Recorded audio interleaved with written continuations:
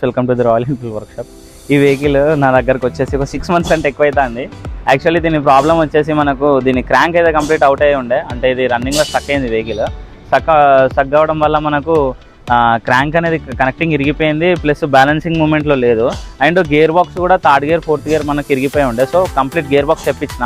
ఇంకోటి power issue ఉండే.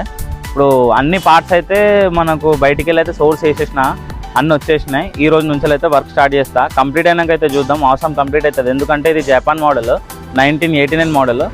Outlook అయితే మీరు దీన్ని ఎక్కువ పట్టించుకోకండి, కానీ ఇంజన్ పర్ఫార్మెన్స్ వైజ్ చాలా మంచిగా ఉంటుంది. ఎందుకంటే ఒరిజినల్ బోర్ ఉంది బండికి, 2T పంప్ ఇట్లా అన్ని వర్కింగ్ ఉన్నాయి. కంప్లీట్ అయినాక నేను మళ్ళీ ఒకసారి వీడియో అయితే పెడతా. ఇది జాపనీస్ మోడల్ కాబట్టి మనకు పర్ఫార్మెన్స్ వైజ్లో 100 చాలా మంచిగా ఉంటుంది. ఒకసారి అయిపోయినాక అయితే చూద్దాం. లెట్స్ సీ ఏ విధంగా కంప్లీట్ అవుతుందో. చాలా టైం అయితే అయిపోయింది.